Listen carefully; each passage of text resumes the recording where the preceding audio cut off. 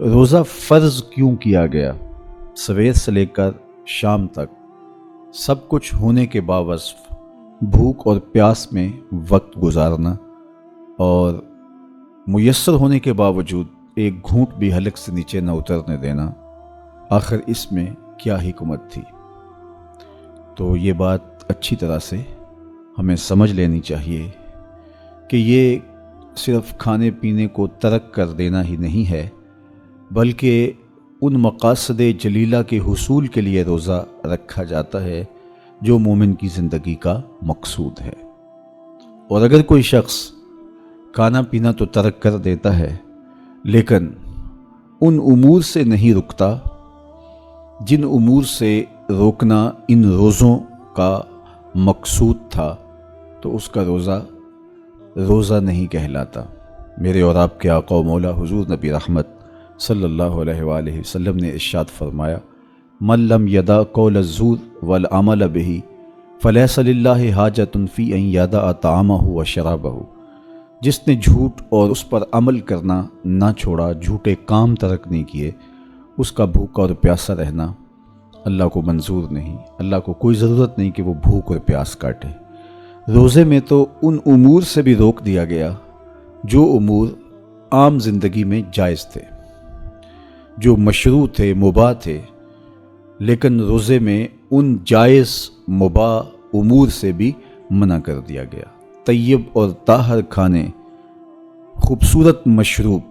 ان سے روک دیا گیا۔ آپ آب زمزم بھی نہیں پی سکتے جبکہ وہ متبرک پانی ہے۔ شہر مدینہ میں بیٹھ کر شہر مدینہ کی پکی ہوئی کھجوریں بھی آپ نہیں لے سکتے، اس لیے کہ آپ روزے سے ہیں۔ تو روزے میں آپ کو متبرک چیزیں کھانے سے بھی روک دیا گیا، متبرک مشروب پینے سے بھی منع کر دیا گیا۔ تو مجھے بتائیے، جو رب آپ کو متبرک، مشروع اور پاکیزہ کھانوں سے بھی ایک مخصوص وقت کے لیے روک رہا ہے، تو جن امور سے عام زندگی میں شریعت اسلامیہ نے ہمیں منع کیا، ہمارے رب نے ہمیں منع کیا، تو اگر روزے کے دوران ہم وہ امور بجا لائیں تو پھر روزے کی مقصدیت حاصل نہیں ہوگی۔ تو اسی لیے فرمایا، جس نے جھوٹ اور جھوٹے کام نہیں چھوڑے، اس کے بھوکا اور پیاسا رہنے کی اللہ کو کوئی ضرورت نہیں ہے۔ تو وہ یہ چاہتا ہے کہ میرے بندے ان امور سے بھی جب رک جائیں گے جن امور سے عام زندگی میں نہیں روکا گیا، تو وہ لازمی طور پہ ان امور سے رکنے کی کوشش کریں گے جن امور سے اسے منع کیا گیا ہے۔ تو جب یہ چیز انسان کا فہم، انسان کی عقل اور انسان کی خرد طے کرتی ہے، تو پھر لامحالہ طور پہ رکنے کی عادت اس کے اندر تقوی کی نشأت کا ذریعہ بنتی ہے۔ آپ نے عمومی طور پہ دیکھا ہوگا کہ رمضان المبارک کا ماہ نور جب اختتام کو پہنچتا ہے، ہمارے سامنے عید کے 2-4 دن بھی یہ مشق رہتی ہے، اچانک کوئی مشروب آیا اور پینے لگے تو رک گئے، وہ کہیں ہمارا روزہ تو نہیں، لیکن پھر خیال آتا نہیں ہم روزے تو نہیں ہیں، آج تو عید کا دن ہے، تو ہم پی لیتے ہیں۔ چونکہ پورا مہینہ دن بھر ہم مشروبات سے رکے رہے اور آج بھی دن کے اجالے میں ہمیں پانی دیا گیا تو ایک دم ہمیں جھجک پیدا ہوئی، لیکن پھر ہمیں یاد آیا کہ اب روزے بیت گئے ہیں اور میں روزے سے نہیں ہوں۔ تو جو چیز جائز اور مشروع تھی، ایک وقت کے لیے اس چیز سے بھی ہم رکے تو ہماری طبیعت کے اندر یہ ملکہ پیدا ہو گیا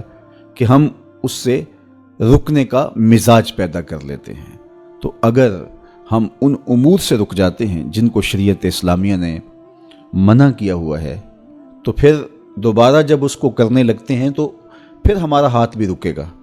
اور پھر ہم مستقل اپنے ہاتھ کو روک سکتے ہیں کہ ہاں میاں، یہ روزے میں بھی چیزیں منع تھی اور روزے کے بعد بھی یہ چیزیں ہمارے اوپر منع ہیں۔ تو ایک ملکہ پیدا ہو جائے گا ان امور منہیات سے رکنے کا، ان سے باز رہنے کا۔ تو گویا یہی تقوی ہے کہ جو اللہ جل شانہ نے ہمارے اوپر حرام کیا ہے، اس سے ہم رک